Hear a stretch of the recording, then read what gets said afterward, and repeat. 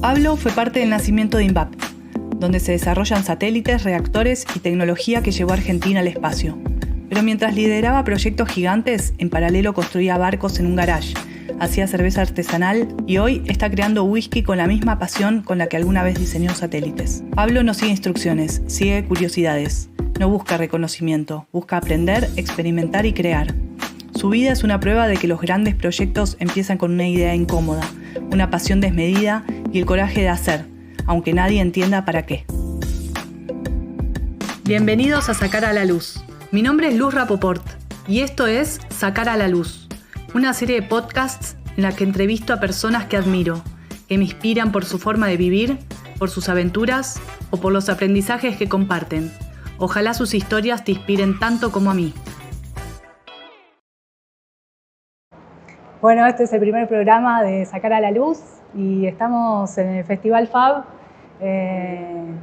abriendo toda esta nueva propuesta de streaming, así que ojalá haya gente conectada. También vinieron amigos acá y amigas para acompañar. Y hoy lo tenemos a Pablo Tognetti. Gracias, Pablo, por venir, por animarte a estas locuras. Bueno, gracias a vos y saludo al público. La verdad es que me atrapaste para el primer programa. Esa es la parte que, supongo que lo querés poner a prueba y estás usando a mí para este experimento. Un gusto. O sea que el destino fue ese encuentro hace un par de semanas, donde con Gloria yo fui a caminar a la catedral y nos encontramos. Ahí empezó todo. Ahí empezó todo, sí, nos encontramos y fue tipo, Pablo, frená. Y bueno, ahí sí, como hace 20 años que no nos veíamos, más o menos, no sé, mucho tiempo, sí. Bueno, un gusto estar acá. Bueno, gracias. Bueno, quería empezar charlando, que cuentes un poco de los comienzos de INVAP, que vos estuviste como en la creación de INVAP, ¿no? Sí. ¿Cómo fue eso? ¿Cómo participaste? Sí, año 71 más o menos, el que arrancó con todo esto y con la idea loca, como le llama él, la idea loca, claro, fue Conrado Barotto, ¿no? Él había estado en Stanford, haciendo una estadía en Stanford, en la Universidad de Stanford, en Estados Unidos, en California, justo en el momento que estaba la erupción del Silicon Valley. Y detectó ahí cómo era toda esa movida y el hecho de que hoy parece normal, digamos, pero en ese momento que los privados pusieran plata para emprendimientos, cosa que sí hoy día, ¿no? Pero eso es algo que en Argentina no se conocía mucho, y menos aún el hecho de hacer desarrollos tecnológicos como un negocio. Estábamos inmersos en el centro atómico, el Instituto Balseiro, que este año además cumple 70 años del ingreso de la primera promoción. Así que no fue fácil en el sentido que no era exactamente lo que estaba pensado para todo lo que era la investigación. O sea, se empezó haciendo investigación aplicada. Eso derivó aproximadamente en el año 76, derivó en que ya era muy difícil seguir todo el sistema administrativo para hacer compras de materiales para los trabajos que se iban consiguiendo, trabajos como los de FAT Electrónica, Entel, en fin, sistemas que eran requeridos por clientes y se les cobraba. Entonces ahí surgió la idea de hacer una empresa, todo esto comandado por Barotto, que en los años entre 71 y 76 que se creó INVAP, fue reclutando gente, por así decirlo, interesada en hacer desarrollo tecnológico. Arrancó con lugares prestados dentro del centro atómico en el 76 y rápidamente después una pequeña oficina en Bariloche, y eso fue creciendo hasta que hoy tenemos la sede que tenemos, está la sede, no es mía, con 1.800 empleados en áreas espacial, todo lo que es la radarización, el sistema de radarización argentino y de la Fuerza Aérea, todo lo que es la parte de medicina nuclear, que también participó INVAP, y los reactores nucleares para generación, para uso médico, digamos, para generar radioisótopos de uso médico. Esas son poco las áreas principales del INVAP de hoy. No sé si eso es un poco No, sí, comienzo. Y quería contar vos cómo participaste en los distintos momentos, porque estuviste muchos años. Yo me tocó, bueno, el primer reactor de investigaciones, y que fue la piedra fundamental para que después se hicieran más desarrollos tecnológicos de reactores, y hoy INVAP es la número 1 en el mundo, si se quiere, para los reactores que generan radioisótopos o que se usan para investigación. Se está haciendo en este momento uno en Holanda, muy grande, denominado PALAS. Mi comienzo en INVAP empezó haciendo los detectores para los reactores, los detectores que había que desarrollar. Todo esto con know-how que ya había generado la Comisión de Energía Atómica. Eso se apoyó mucho INVAP en todo momento, fue clave. Toda la electrónica y todo eso, bueno, nosotros hacíamos eso. Yo participaba en esos desarrollos. Después, con el tiempo, se arrancó con el área espacial. Ahí estuve a cargo del sector espacial hasta el año 2005. Ahí pasé al área de nuevos negocios, y en el 2006 me convocaron para participar en ARSAT. Para ser, bueno, empecé como miembro del directorio y gerente técnico. El comienzo de ARSAT era exclusivamente la parte satelital. Después se fue diversificando en otras actividades, pero bueno, esos fueron de 2006 hasta el 2013. Estuve en ARSAT, luego volví a INVAP, estuve como miembro del directorio. Y después me convocaron nuevamente en ARSAT para estar a cargo de ARSAT en el 2020, en enero del 2020. Bueno, accedí. La pandemia vino ahí. Claro. No por eso, pero bueno. Sí, tremendo. Pero nos ayudó, así que después en marzo del 22 renuncié en ARSAT. Y ahora estoy exclusivamente en la destilería. Claro. Que podemos hablar más en detalle de todo eso, ¿no? Pero es un poco una reseña. Más o menos por dónde fue tu recorrido. Sí. Antes de entrar a la destilería, quería preguntarte cómo fueron tus desafíos, ¿no? Mientras estabas en estas empresas, seguro que fueron cambiando, y cuáles fueron tus desafíos personales y cómo te sentiste, ¿no? Atravesando estos momentos. Me imagino que debieron ser un montón. Mira, lo más interesante es que uno aprende a trabajar. O sea, aprendimos, y aprendí yo, y aprendimos a trabajar en equipo. Los famosos desafíos que había, y que así se llaman tormenta de ideas o brainstorming, donde lo interesante es que no hay alguien que comanda el brainstorming, sino que van surgiendo ideas y de repente a alguien se le ocurre algo porque algún otro comentó algo parecido y surge una idea que no hubiera surgido en esa persona solamente. Bueno, el trabajo en equipo tiene gran cosa de eso. Así que el desafío fue que esos equipos de gente iban creciendo en cantidad, cómo mantener el modelo, digamos, cosa que hoy día uno le cuesta. Calcular que hoy en INVAP son 1.800 personas. Cuando arrancamos éramos 15 o 20. Después se creció mucho con muchos proyectos para la Comisión de Energía Atómica. Así que uno de los desafíos fue ese, en cuanto a mí me tocaba la parte de conducir esos grupos. Reclutar gente, reclutar con comillas, digamos, una palabra que usamos mucho, gente valiosa, que hoy, bueno, no es fácil de conseguir.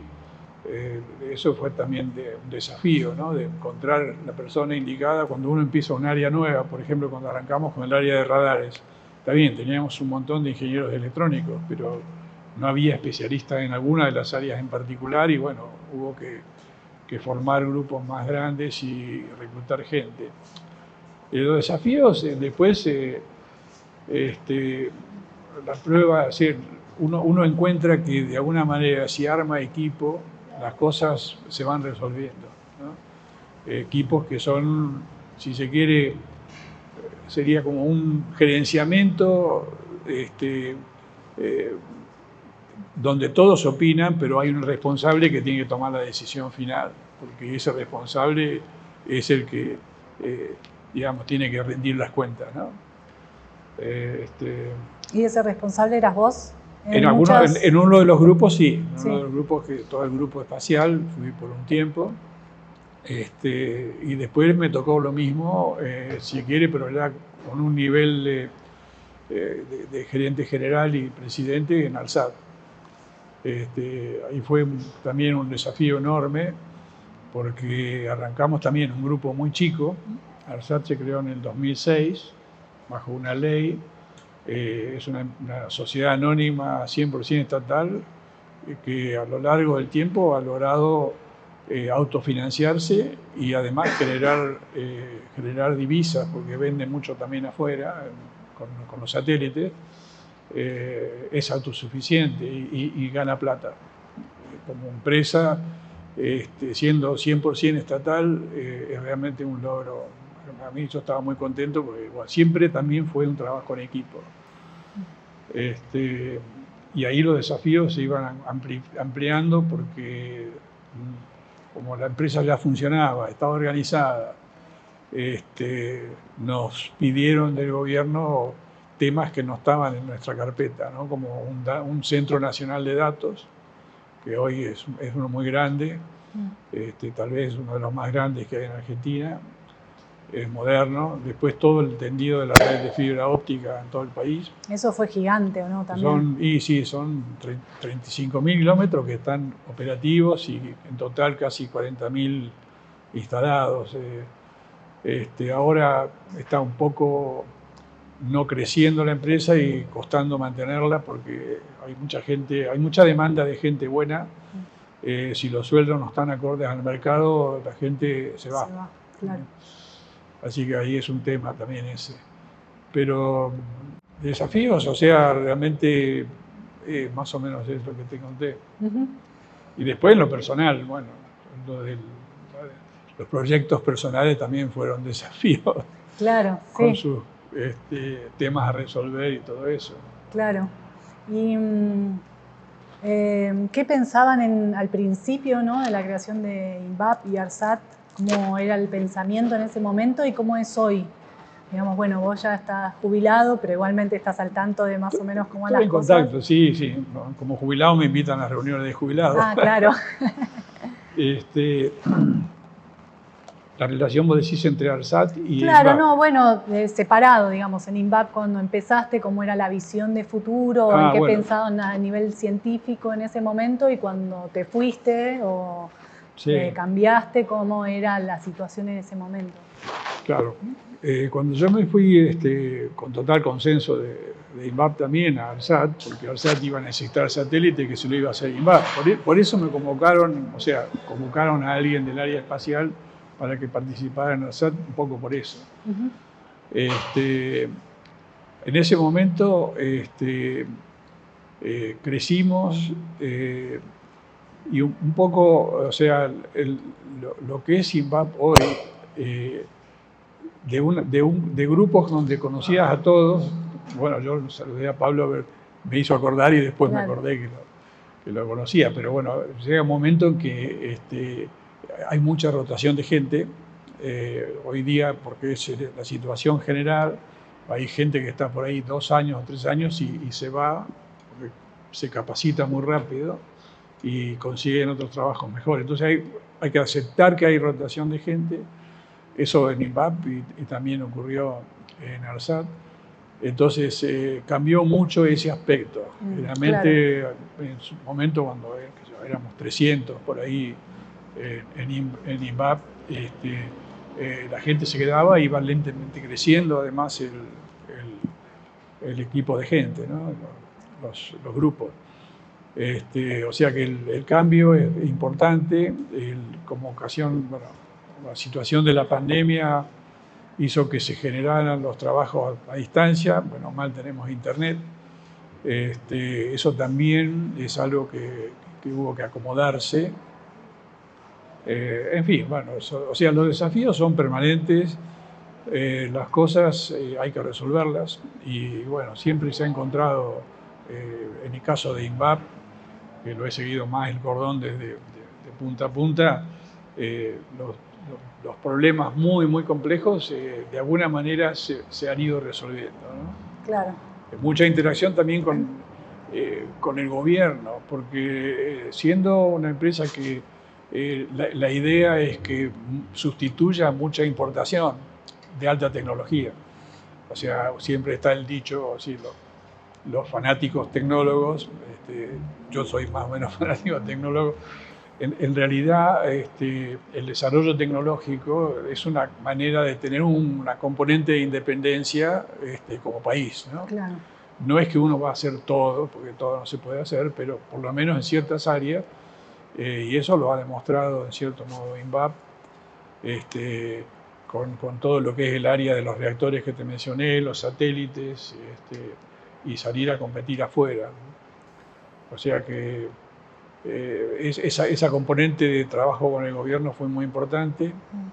Que se decidiera que, por ejemplo, el primer reactor se hiciera acá, en el RA6, en Bariloche, que todavía está bien operativo, es un reactor de enseñanza y de desarrollo de procesos.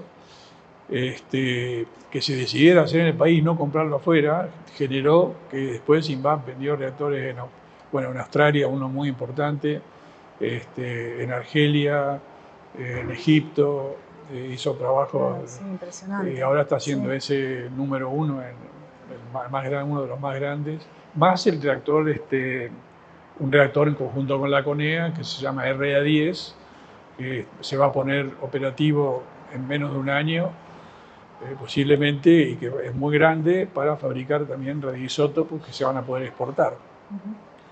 Bueno, un poco esa interacción con el gobierno es muy importante. Claro.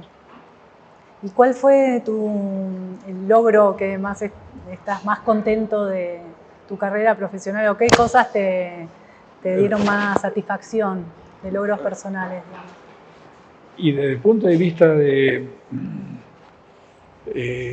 INVAP en particular, bueno, llegar a desarrollar un satélite,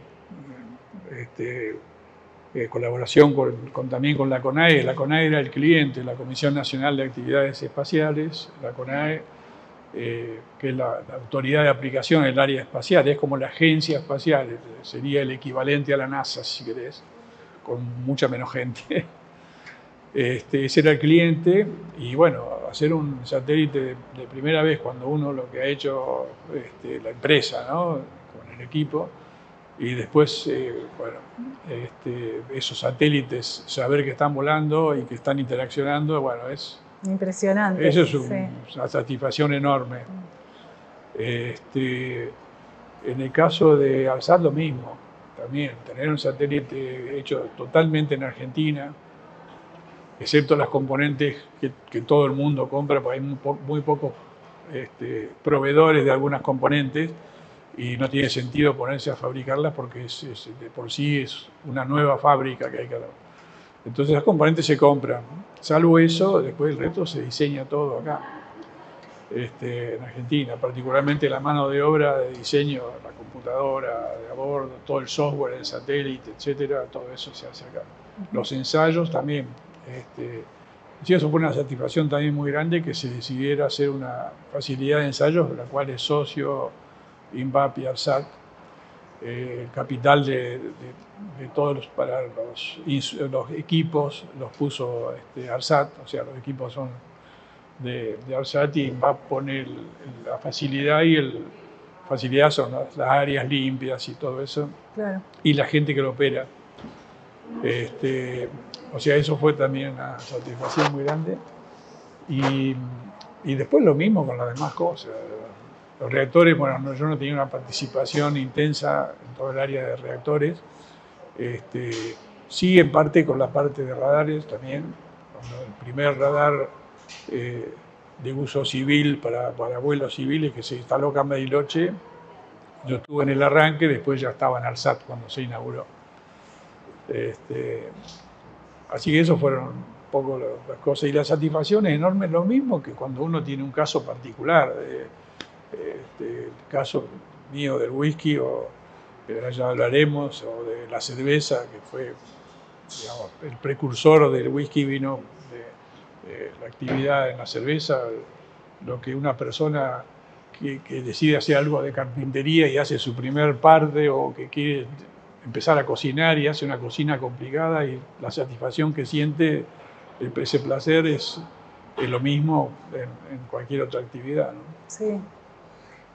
Hablando de los hobbies o los otros desarrollos que tuviste en tu vida, me acuerdo cuando te conocí, que de pronto ahí en el garage atrás abrías una heladerita y tenías y sacabas, Pablo, así la mejor cerveza del mundo, que en esa época no había cerveza artesanal.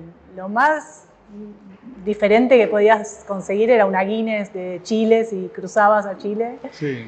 Y eso me impresionó porque eran increíble calidad todas, y que Sí, en tus eso viajes te traías las levaduras en los bolsillos, me acuerdo. Contá un poco cómo empezaste con eso, porque tenés muchos hobbies. Claro, eso en realidad arrancó, o sea, como trabajo doctoral. Estuve 3 años en Inglaterra, en el área de Manchester, del año 79 hasta fin del 81, justo antes de la guerra vine. Ahí encontré en Inglaterra que era normal, en un shopping vos encontrabas un kit, un conjunto de elementos, y lo llevabas a tu casa y hacías una cerveza. Eso me dejó totalmente sorprendido. En realidad, primero, antes de encontrar eso, los supermercados, pasé un día por el primer mes que yo estaba allá. Había un lugar que decía Home Brewing, un cartel grande que decía Home Brewing. Digo, ¿qué será Home Brewing? Así que bueno, Gloria, que es mi traductora, le digo, ¿qué es Home Brewing? Home Brewing es hacer cerveza en tu casa. Bueno, el sábado me fui al lugar ese y me llevé ya un equipo. El tipo me dio un librito. Llegué a la casa, y empecé a hacer cerveza. Entonces, que vos hagas una cerveza de movida que es tan buena o mejor que algunas comerciales, ya es algo que te... Ya es muchísimo. Sí, es una satisfacción enorme. Sí, ahí arrancó la cerveza. Nunca dejé de hacer cerveza. Cuando volví acá no se conseguía la malta, por ejemplo. Había que conseguir cebada y hacer el malteado. Es un proceso... un proceso interesante, pero hoy día es fácil conseguir malta de todo tipo para hacer cualquier tipo de cerveza. Entonces, nunca dejé de hacer hasta hace unos 4 años, que tengo que volver a empezar. Tengo todos los equipos y eso. Hacía cantidades chicas, casamientos de hijos de amigos míos, bueno, y tener siempre en mi casa una variedad de cervezas. Justamente eso da pie a lo del whisky, porque ya por el año 95 pensaba, digo, bueno, la idea de poner una cervecería chica, como para pensar en la jubilación. ¿A qué edad tenías vos cuando empezaste a pensar en tu futuro? Porque eso es algo que también te quería preguntar. En 97 yo tendría 50 años, digamos. Claro. Pero pensaba, digo, bueno, tener algo de a poco para el futuro. Había hecho un barco, bueno, 2 en realidad, uno chiquito y uno más grande. Había hecho un telescopio, pero pensaba algo más desafiante, ¿no? Distinto. Entonces, ahí empezaron a pulular, emerger cervecerías por todos lados. Claro, pero vos también colaboraste en esa... Colaboré en varias de ellas, sí, un poco ayudando. Y además cervecerías buenas. Entonces dije, no, esto no. Son temas que si no tenés una cierta escala, no podés competir. Le está costando hoy día mucho a la gente, porque bajó el consumo de cerveza. Entonces hay dificultades para mantener un negocio que no llega a una escala satisfactoria, ¿no? Entonces, ahí encuentro leyendo que el whisky es una cerveza destilada, es el destilado de una cerveza. O sea, leo la descripción y digo, pero esto es agarrar una cerveza sin usar lúpulo, sin hacer la parte del proceso de hervor, donde se le agrega el lúpulo, pero el principio y el final, en el fondo, es una cerveza. Y eso se destila después 2 veces. Se puede destilar una sola vez, depende del tipo de destilador. Pero el caso que yo elegí, que estamos haciendo ahora, es el caso de whisky de Malta. Single malt sería en Escocia, que fue la que legisló además un single malt que hoy está también legislado en la Argentina por el Código Alimentario, con el mismo concepto de que tiene que ser mezclas de productos de una misma única destilería y usando únicamente cebada malteada, levadura y agua. Cebada malteada, levadura y agua, y bueno, acá ¿Pero por qué está esa ley? ¿Por qué hay que cumplir no esa es una regla? ley, o sea, para vos, la ley es para vos denominarlo single malt. Es una legislación que dice cosas. Vos querés llamarle single malt o whisky, generalmente cuando vos embotellás viene como resultado de un montón de barriles. Los barriles son tamaños, volúmenes chicos relativamente, 200 litros, 300 litros. Entonces mezclás muchos barriles. Si mezclás barriles de una misma destilería y únicamente usás malta de cebada, levadura y agua, le podés llamar single malt. En Argentina ese aspecto es igual. Después se tiene algunos matices también, la legislación escocesa. Por ejemplo, un matiz es que los destiladores tienen que ser de tipo alambique. Alambique es lo más sencillo, digamos, parecido a un alambique podría ser una olla a presión donde se le pone la válvula para regular la presión, la sacás, le pones una manguera o un caño de cobre y lo mandás a un condensador. Entonces el vapor que sale se va a condensar. Ese es un tipo, conceptualmente, un alambique. Después hay otro tipo de destiladores que son destiladores continuos, inclusive, que bueno, medio complejo para explicar acá, se llaman columnas fraccionadoras. Se usa mucho el concepto ese en el petróleo para purificar. Entonces, con un único destilador, como se hace, por ejemplo, el bourbon, la mayoría se hacen con ese tipo de destiladores, sacás un producto. El single malt tiene su fama en cuanto a que es un whisky distinto. Vos cuando lo probás encontrás que es algo nuevo, algo distinto, más delicado. Por ahí tiene un espectro de aromas más grande, más amplio. En fin, a mí me fascinó cuando en ese mismo viaje a Inglaterra conocí el single malt. En realidad lo había conocido acá un año antes, pero muy, muy por encima. Después lo conocí con más detalle. Y entonces dije, bueno, es esto. Así que después sigue la historia de cómo armé el primer destilador, desarrollé un proceso. Dale, etcétera. contá cómo desarrollaste un poco del otro día. Más si que no te dan ganas, vamos Y por empecé en otro el lado. año 95 Pero con quería eso. que cuentes también cómo armaste, ¿no? El diseño Y yo, o sea, tenía todo lo necesario para hacer cerveza. Ya ahí en ese momento se conseguían los ingredientes, levaduras de todo tipo. Entonces, bueno, hice un destilador de unos 40 litros.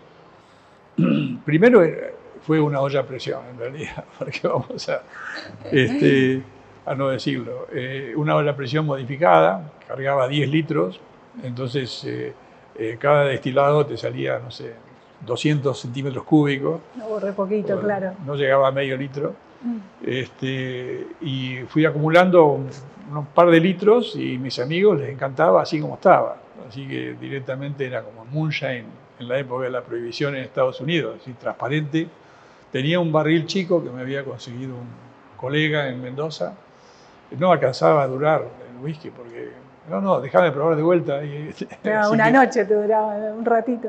Así que sí, siempre seguía haciendo con ese tamaño para divertirme. Ahí era tipo hobby. Cuando decidí que esa era la línea que quería hacer, ahí sí hice un destilador ya con el año 2008 más o menos.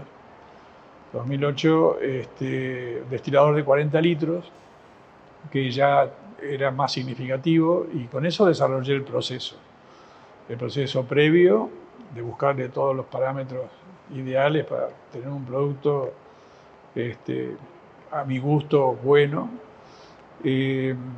Y ahí, bueno, diseñé todos los equipos ya en escala, o sea, 40 litros, lo que técnicamente se llama escalable. Vos podés, haciendo un sistema de 40 litros, después podés diseñar uno más grande siguiendo los mismos parámetros. Te van a cambiar algunas cosas, o sea, cuando más grande el destilador, al principio, cuando salís de los 40 litros, no es tan eficiente como un destilador chico, o sea, sacás menos alcohol a menor porcentaje. Pero bueno, salvo eso, el resultado finalmente es el mismo. Con eso diseñé un sistema de 500 litros y ahí bueno, diseñé todos los demás aparatos, equipos, fermentadores. La primera parte es un macerado, que se llama, que a partir de la malta, se muele la malta, se la mezcla con agua caliente. Usamos temperaturas del orden de 63, 64 grados. Después de una hora y media más o menos, entre una hora y media y 2 horas, para ser más preciso el proceso actual, extraes la parte líquida, que es el mosto dulce, riquísimo, y eso lo pones a fermentar. Previamente se lo enfría a 20 grados más o menos, se le agrega la levadura. Eso termina siendo una cerveza de 8% de alcohol, que después se la destila 2 veces. Un primer destilado, para concentrar, lo llevas al 25%. Ese 25% depende del tamaño del destilador. Si es más chico, por ahí te va a dar un poco más, pero de todas maneras el resultado es el mismo. El segundo destilado ya empieza a salir como al 80%. De ahí se rescata la parte del medio.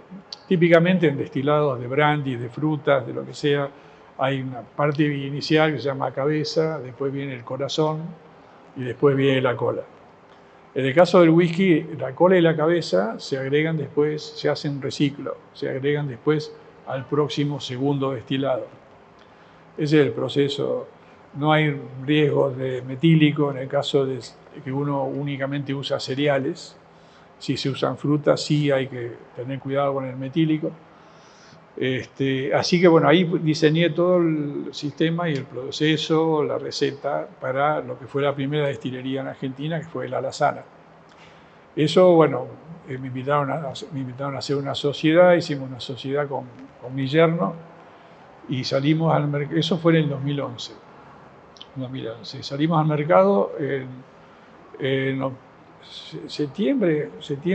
agosto, septiembre más o menos del 2014. Simplemente un mes antes que se largara el primer satélite de telecomunicaciones, el ARSAT-1, que ahora en octubre cumple 11 años. Entonces, ahí salimos al mercado, gustó el producto y después, bueno, las cosas cambiaron un poco y en el 2015 me pidieron la disolución de la sociedad, así que rescaté algunas cosas rescaté de ahí y empecé de vuelta. Nina Guapi, que estuviste el otro día, un placer que viniera. Empecé en el 2016, tuve un año para acomodar un lugar y hacer los equipos que faltaban. Así que hoy, en octubre, el 16 de este mes, cumplimos 9 años del primer barril que llenamos. Ahí va, qué lindo. Ahí en el montaje me ayudó mucho Roger Wewell, vecino de Bárbara acá, mi amiga Bárbara. Y hoy día seguimos en contacto con Roger porque, o sea, tenemos un grupo de cata. Primero, tal vez debo decir que, bueno, hoy trabajan Celia, mi hija Celia, en la destilería, unos 3 días por semana. Connie, que hace el macerado y la fermentación. Eso es una jornada entera de trabajo, bastante duro físicamente. Claro. Así que viene bárbaro. Bueno, tengo mi nieto, el hijo de Celia, Leo, maneja el Instagram, es el community manager, dice Buenísimo. él. Y después, bueno, Gloria, que maneja el jardín, o sea, es responsable de exteriores. Y además, bueno, en el grupo de cata que armamos está Roger. Yo voy semana por medio, más o menos, a verlo. Llevamos unas muestras, hacemos documentación, probamos y juntamos a veces con Connie, con Celia, y con Leo, y además la nieta de Roger, Luna, que tiene un paladar excepcional, también participa en algunas de las catas, ¿no? Así que bueno, hoy tenemos lo que viste el otro día. Sí, me impresionó mucho porque en la parte del fondo donde están todos los barriles hay unos perfumes impresionantes, Sí, como sí. que cada madera tiene su perfume, ¿no? Y también No, le es da notable, su sabor. ¿no? Es notable. Lo que pasa adentro de los barriles es algo que todavía en algunos aspectos sigue siendo misterio. Hay textos que escriben, o sea, no solamente para esa parte, hay uno en realidad que vi que era exclusivamente para el tema de barriles, pero hay cosas que no se sabe bien qué ocurre. Es complejo, o sea, participa, por un lado, se usan maderas que sean porosas. El roble es poroso, por eso permite la entrada de aire. Bueno, tal vez me comí que lo que uno introduce en el barril está generalmente alrededor del 60% de alcohol, ¿no? Cada destilería elige el valor. Nosotros usamos 62%, en Estados Unidos es bastante común eso. Entonces, ahí ocurre, adentro del barril, lo que uno coloca es transparente. Ese corazón es totalmente translúcido, parece agua o alcohol, si querés. Ese oxígeno, o sea, el aire que penetra lentamente, cantidades microscópicas, contiene oxígeno, y ese oxígeno participa en combinaciones, en acciones químicas que ocurren, procesos químicos que ocurren adentro del barril. Son procesos lentos. Dependen también, en cierto modo, hay variables como la humedad y la temperatura ambiente que influyen en lo que pase adentro, porque, por ejemplo, acá Bariloche es muy seco. Al evaporarse, también porque al mismo tiempo que penetra el aire, también se va lo que está adentro, en su conjunto. Se va también el alcohol y los congéneres, que son los conjuntos de aromas y sabores que tiene el whisky. Después te puedo contar un poquito de eso, que me olvidé de mencionarlo. Entonces, en Bariloche hay una tendencia que a medida que se va evaporando, va aumentando el contenido alcohólico. El volumen baja, pero se evapora un poco más del resto, llamémosle el resto, agua, digamos. Como modelo funciona que sea agua que alcohol. ¿Por qué? Porque es muy seco el ambiente. Entonces se tiende a subir el contenido alcohólico. Si nosotros entramos en 62, tiende a subir, que yo, a los 4 años puede estar en 63, a los 10 años, ya estamos cerca de 9, va a llegar probablemente a 66, 67. Entonces, hay que tener cuidado eso, rebajarlo eventualmente con agua, porque el contenido alcohólico etílico, cuando más pones, cuando más alto es, o más bajo, extrae distintas componentes de la madera, con distinta intensidad. Cuando tiene más agua, hay componentes que son más acuosas, entonces las extrae también distinto. Entonces, es una variable que hay que tener en cuenta en el añejamiento. En Escocia, por ejemplo, que es muy húmedo, en general, es al revés. O sea, a medida que pasa el tiempo, baja el contenido alcohólico. Por eso cuando uno ve en propagandas, o bueno, cuando te seas un conocer del whisky, vas a encontrar que los cask strength, o sea, esos whisky que son muy particulares, que es lo que está en el barril lo embotellas. Eso es un cask strength. hay gente que es fanática de eso porque cuando vos lo rebajás para llevarlo que sea a 43, como hacemos nosotros, algunos aromas se pierden y ellos los quieren capturar. Después le agregan agua, ¿no? Pero, y es verdad, es decir, nosotros lo probamos, eso, es bueno probarlo a 60 y pico %. Entonces esas botellas cask strength uno ve que en general están máximo 60%. Yo he visto algunas de 60 y medio, pero si no 58, 59%. Cuando es muy conocido que en Escocia la gran mayoría de las destilerías embotella, añeja la entrada en barril del new make o el aguardiente inicial es al 63,5%. Nosotros cuando arrancamos, esa parte yo no la tenía, entonces arrancamos con 63,5. Al año y medio dijimos acá, ¿qué pasa acá? Y bueno, después supimos cuál era la causa, ¿no? Cuando yo mencioné congéneres es algo muy interesante, porque así como en la cerveza, en la fermentación, la levadura, bueno, en el grueso transforma los azúcares del mosto inicial que yo puse durante la fermentación. El azúcar lo convierte en anhídrido carbónico, que en el caso nuestro se pierde, y alcohol etílico. Esos son los principales aspectos. El anhídrido carbónico se va. El alcohol etílico está acompañado además de una cantidad importante de compuestos químicos, en general fenoles, ¿cómo se llama? Bueno, ya me va a salir. Un montón de compuestos químicos que un grupo de 10, 8 o 10 son los más importantes. En total, todo ese conjunto no llega al 1% de lo que es el alcohol etílico, para tener una idea. Pero son compuestos que el organismo, el ser humano, tiene un umbral muy bajo, es decir, mucha sensibilidad.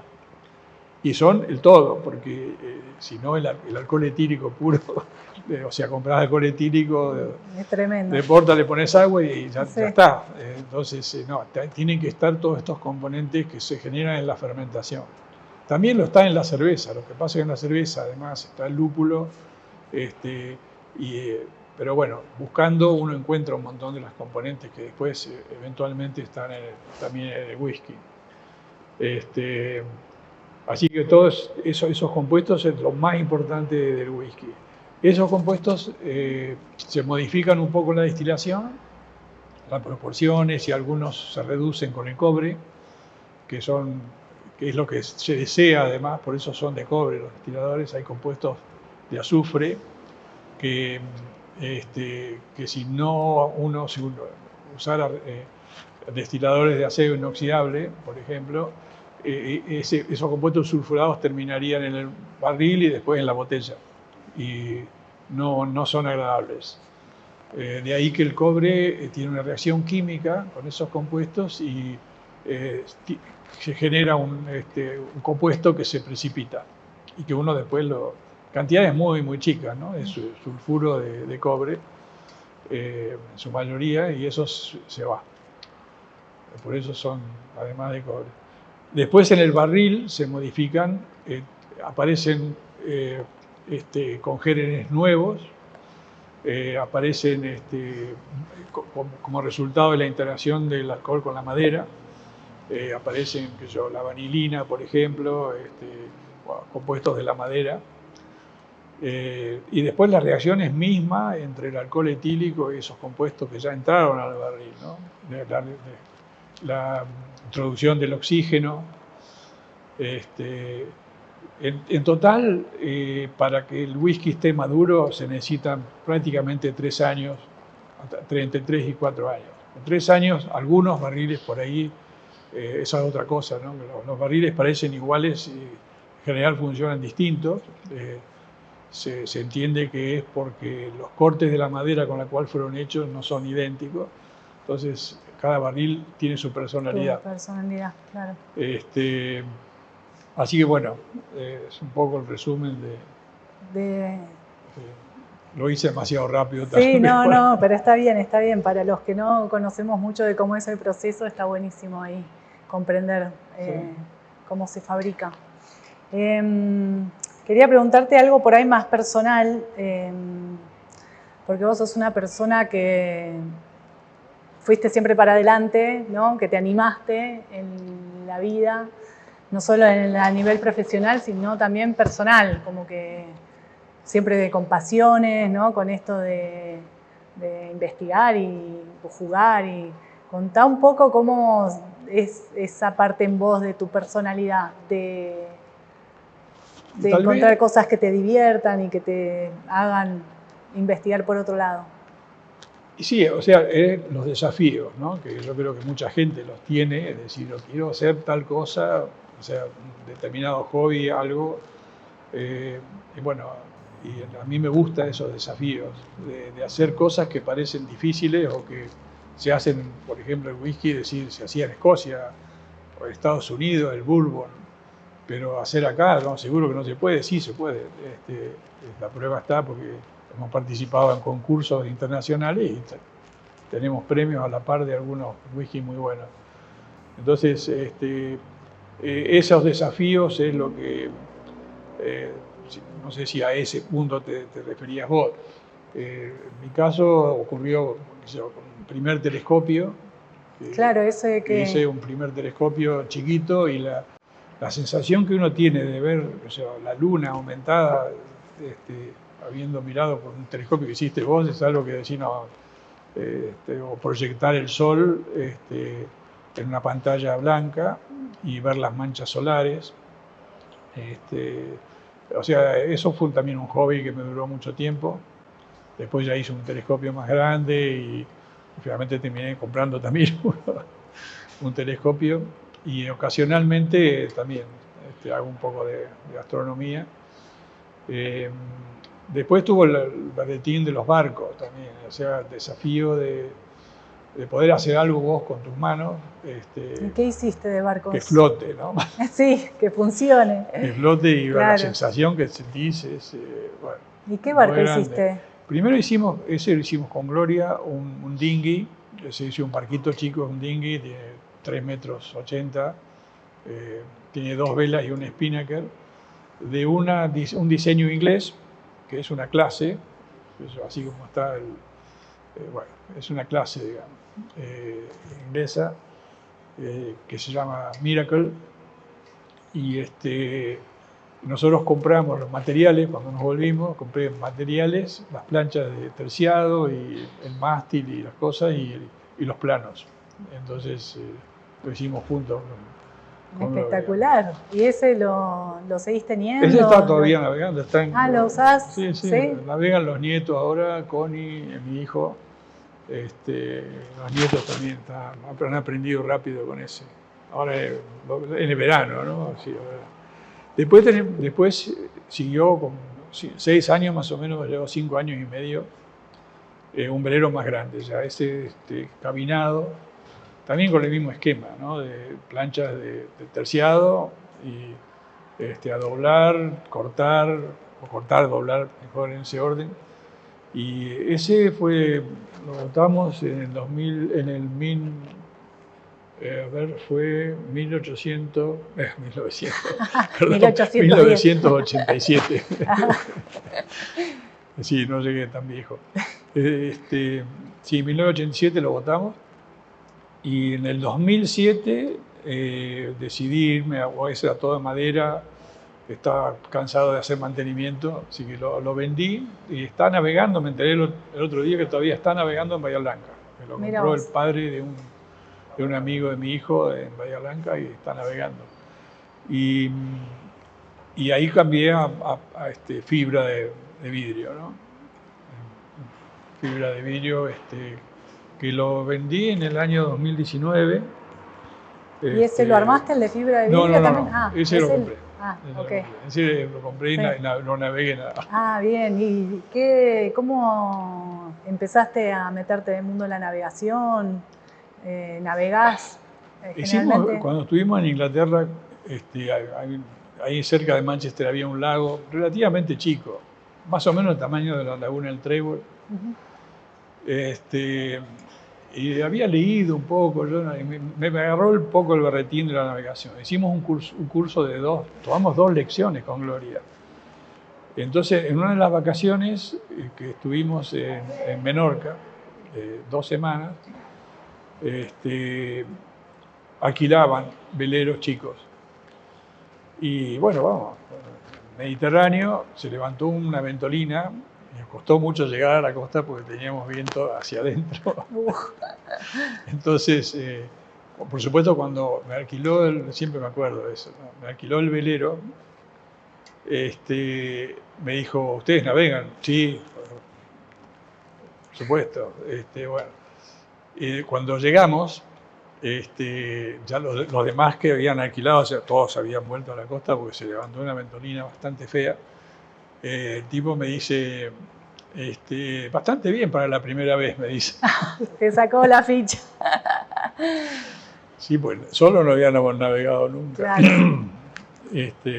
Así que después ahí decidí aprender un poco mejor. ¿Y acá solés salir? No, ahora volví un poco para atrás porque tengo el velero chico, que salgo a veces cuando viene mi hijo Connie y sale con los nietos a navegar. En esa yo me cuelo en alguna de las salidas. Salgo con los chicos un rato. Pero volví para atrás porque tengo un bote a remo, que lo tengo desde el año 74, más o menos. Así que salgo a veces a remar por acá, por ahí por la costa. Qué bueno, qué bueno. Con eso estoy contento. Sí, sí. ¿Qué te iba a preguntar? Ahí se me hizo una... Esto te quería preguntar. Como que uno cuando es joven no se plantea mucho el futuro, ¿no? Como que piensa en el ahora y te dicen, cuídate las rodillas, y vos jugás y no te importa. Y en un momento sí empezás a pensar en el futuro, ¿no? Que te pasó un poco a vos, bueno, pensar cuando uno se jubile y pase ese momento, que hay mucha gente que llega a ese momento y le agarra una depresión o no sabe qué hacer, o bueno, de pronto, ¿cómo fue para vos ese pensamiento, ¿no? De decir, bueno, se viene ese momento, ¿qué te planteaste? ¿Cómo lo pensaste? Me costó un poco, porque en realidad mi jubilación la tengo desde el 2013, que tenía 66. Sí, 66. Ahí estaba, bueno, seguí siendo miembro del directorio de INVAP, o sea que es muy difícil irse de INVAP, muy difícil soltar, digamos, soltar. Así al día de hoy que voy también cada tanto, charlo a ver qué cosas están pasando. Me olvido a veces de las caras de los chicos, después me las acuerdo. Y hay mucha gente nueva que no conozco, ¿no? Así que eso fue o sea, hasta el año después, cuando fui convocado nuevamente en ARSAT, en marzo del 22, ya ahí decidí, bueno, cuando renuncié en ARSAT, ya estaba, bueno, se habían encaminado un poco de nuevo las cosas, no me necesitaban. Y ahí dije, no, bueno, destilería full, porque la destilería siguió abierta desde el 2016, que hicimos el primer barril en octubre, el 16 de octubre, que cumple años.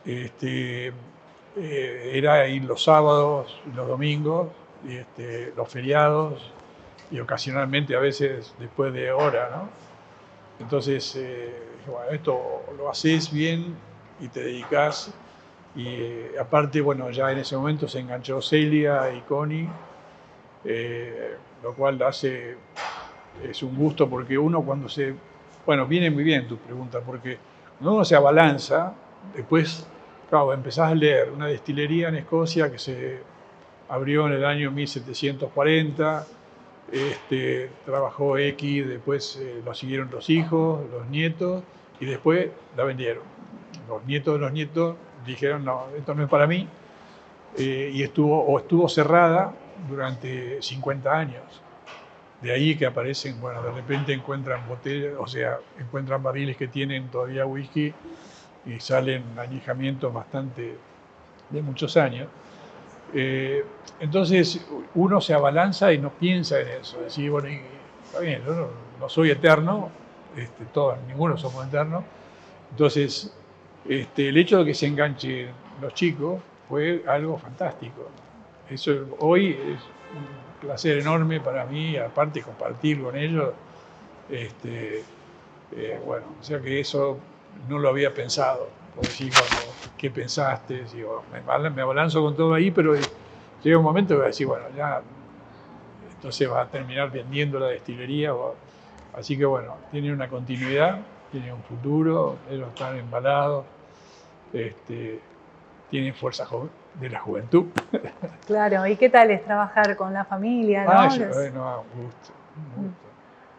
Sí, aparte ponen ideas nuevas, se entusiasman, che, vamos a probar esto, probar lo otro. No, bárbaro. Genial, estoy muy contento con eso. ¿Y tenés como sueños que quieras como cumplir, digamos, todavía en relación al whisky? Ir a la Luna o a Marte. Sí, ponele. Me reía el otro día porque si no entendí mal, estaba leyendo Elon Musk, que anteayer leía, no sé si lo leí, si era un fake news o qué, pero él dijo más o menos así, ok, el espacio está en un acuerdo internacional que el espacio es común. Uno puede decir, este espacio es mío, bueno, pero los planetas no necesariamente. Entonces, por ejemplo, si yo voy a Marte, si él va a Marte, planta una bandera y dice, esto es propiedad de Estados Unidos. Yo pensé que iba a decir propiedad de él, no, pero yo hago que sea propiedad de Estados Unidos y me quedo con Marte. Planteó un tema, digamos, más allá que es, digamos, tiene su personalidad bastante conocida, su personaje. Es interesante el tema ese, ¿no? Pero decir, ¿qué falta por hacer? Viajar un poco, pero no mucho. La verdad que estoy tranquilo, contento en Bariloche. No sé, capaz que surge algo. No tengo planeado nada que cambie lo que está ocurriendo en este momento, ¿no? No sé, algo se me va a ocurrir. Voy a tener que hacer otro podcast más adelante. Sí, más adelante, dale, la próxima te vuelvo a entrevistar.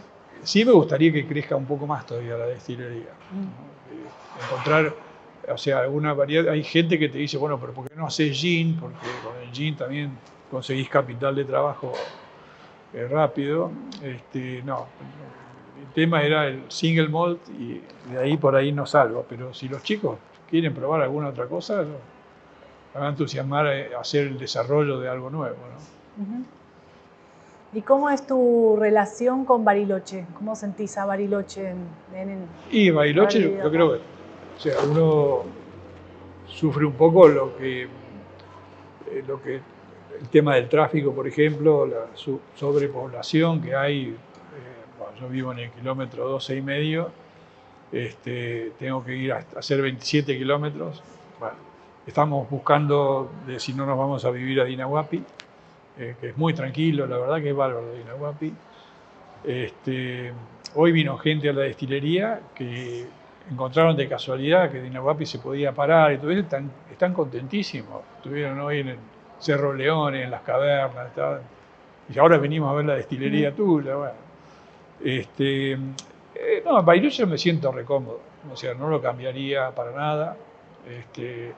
Me gusta ir a caminar en la montaña, hacer el trekking, pero bueno, está la situación esta del tráfico, que la sufrimos un poco todos, ¿no? El crecimiento que tuvo, un poco anárquico en toda la región. Es lo único que te puedo decir. Pero aparte uno se acostumbra también, ¿no? A mí me lleva, dependiendo de la hora que salgo de allá, estoy en 45 minutos, una hora en Dinahuapi, y a la vuelta más o menos lo mismo, salvo hoy. Y así, ¿cuál ha sido un viaje en familia a la naturaleza que te acuerdes? Viaje a la naturaleza. En familia, que haya sido como alguno que te acuerdes. Mira, que me acuerde, fuimos varias veces a la playa, en campamento. ¿A qué playa? Y hemos ido, bueno, Montehermoso era mi favorita porque bueno, yo nací en Bahía Blanca, así que Montehermoso era lo natural, pero después estaba el tema de las aguas vivas y bueno, entonces finalmente íbamos a Villa Gesell. Ese fue el lugar que hemos ido, no sé, 3 tal vez 3 temporadas de verano, ir 15 días o 20 días. Después en Córdoba, Gloria es criada prácticamente en Córdoba, entonces también me gustó mucho ir a visitarlo, a visitar los suegros en ese momento y recorrer, ¿no?, en Córdoba. Ahí estábamos toda la familia, sí. Y sí, un poco eso. Después campamentos por acá, por la zona, ¿no? Claro. Los lagos, casi todos. ¿Y qué te generó esos viajes? Bueno, depende del momento, porque si es un momento que estoy haciendo algo importante, un barco, por ejemplo, me pasaba las vacaciones haciendo el barco, ¿no?